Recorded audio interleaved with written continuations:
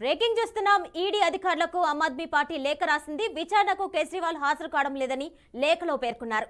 ED సమన్లు చట్టవిరుద్ధమని, arrest చేసే ఉద్దేశంతోనే సమన్లు పంపారన్నారు. ఎన్నికల ప్రచారంలో పాల్గొనకుండా అడ్డుకునేందుకే నోటీసులు ఇచ్చారన్నారు. Delhi liquor policy, money laundering కేసులో కేజ్రీవాల్ ను ప్రశ్నించేందుకు ఈడీ అధికారులు 3 సార్లు నోటీసులు ఇచ్చారు. ఇప్పటికే నవంబర్ 2, డిసెంబర్ 21న ఈడీ విచారణకు కేజ్రీవాల్ గైహాజరయ్యారు.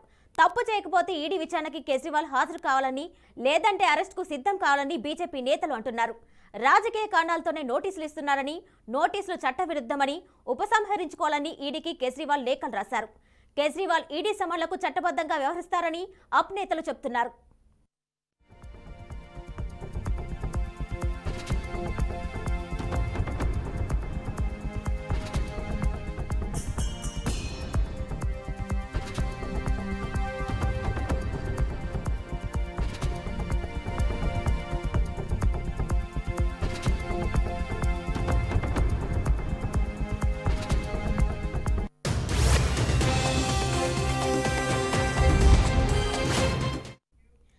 బ్రేకింగ్ చూస్తున్నాం. ఈడీ అధికారులకు ఆమ్ ఆద్మీ పార్టీ లేఖ రాసింది. విచారణకు కేజ్రీవాల్ హాజరు కావడం లేదని లేఖలో పేర్కొన్నారు. ఈడీ సమన్లు చట్టవిరుద్ధమని, అరెస్ట్ చేసే ఉద్దేశంతోనే సమన్లు పంపారన్నారు. ఎన్నికల ప్రచారంలో పాల్గొనకుండా అడ్డుకునేందుకే నోటీసులు ఇచ్చారన్నారు. Delhi liquor policy, money laundering కేసులో కేజ్రీవాల్ ను ప్రశ్నించేందుకు ఈడీ అధికారులు 3 సార్లు నోటీసులు ఇచ్చారు. ఇక ఇదే అంశం సంబంధించి మరింత సమాచారం మా ప్రతినిధి అశోక్ అందిస్తారు. అశోక్, డీటెయిల్స్ ఇవ్వండి.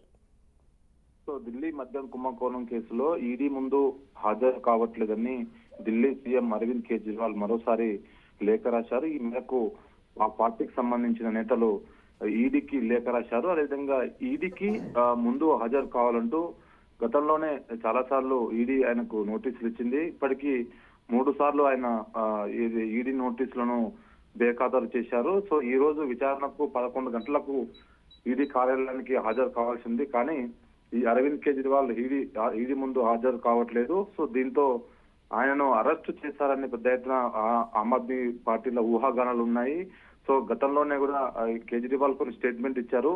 నన్ను అరెస్ట్ చేస్తారు, ఖచ్చితంగా నన్ను రాజకీయ కక్షలో భాగంగానే నాకు ఈడీ నోటీసులు జారీ చేస్తున్నట్టు ఆయన కేంద్ర ప్రభుత్వానికి అటు ఈడీకి వ్యతిరేకంగా కొన్ని స్టేట్మెంట్ కూడా ఇచ్చారు. సో ఢిల్లీ మద్యం కుంభకోణం కేసులో నవంబర్ 2న, డిసెంబర్ 21న విచారణకు హాజరు కావాలని గతంలో సమన్లు జారీ చేసింది. కానీ ఆ 2 సార్లు నోటీసులకు ఆయన స్పందించకుండా వెళ్ళలేదు. కేవలం నేను రాజకీయ కారణాలు ఉన్నాయి, కొన్ని రాష్ట్రాల్లో ఎలక్షన్స్ ఉన్నాయి, అప్పుడు మధ్యప్రదేశ్ లాంటి రాష్ట్రాల్లో ఎలక్షన్ ఉన్నాయి కాబట్టి ఆ ప్రచారానికి వెళ్ళాలి అంటూ అప్పుడు గతంలో ఈడీకి లేఖ రాశారు. దానికి ఈడీ అనుగుణంగా ఆయనకు మరోసారి నోటీసులు ఇచ్చింది. సో ఈ నెల 3వ తారీఖు హాజరు కావాల్సినప్పటికీ ఆయన హాజరు కాలేదు. సో దీన్ని మళ్ళీ ఈడీ అధికారులు ఏ విధంగా చూస్తారో, మరోసారి ఆయనకు నోటీసులు ఇస్తారా? ఎందుకంటే నోటీసులు కూడా ఎక్కువ సార్లు ఇవ్వరు ఈడీ అధికారులు, ఎందుకంటే 1, 2, 3 సార్లు ఇప్పటికీ ఇచ్చారు కాబట్టి ఇంకా చూడాలి మళ్ళీ ఈడీ అధికారులు నోటీసులు ఇస్తారా, లేకపోతే మరోసారి డైరెక్ట్ పోయి ఇంటికి వెళ్ళి క్వశ్చన్ చేస్తారని మనం వేచి చూడాల్సిన అవసరం ఉంది. సో దీనిపైన అయితే ఒక రాజకీయ దుమారం అయితే లేస్తుంది. ఒక పక్క కేంద్ర ప్రభుత్వము, బీజేపీ నాయకులు, ఆమ్ ఆద్మీ పార్టీల మధ్యలో అయితే మాటల యుద్ధం నడుస్తుంది. ఢిల్లీలో, పంజాబ్ లో ప్రభుత్వం ఉంది. బీజేపీకి ప్రత్యామ్నాయంగా దేశవ్యాప్తంగా ఆమ్ ఆద్మీ పార్టీ ఎదుగుతుంది కాబట్టి రాజకీయ కక్షలో భాగంగానే ఈ విధంగా మా పార్టీని అరవింద్ కేజ్రీవాల్ పై కేసులు పెడుతున్నారు. ఇప్పటికే ఆ పార్టీకి సంబంధించిన 2 నాయకులు సంజయ్ సింగ్ తో పాటు మరో నేత గతంలోనే ఈడీ ఆరోపణలపై ఆయన జైల్లో ఉన్నారు.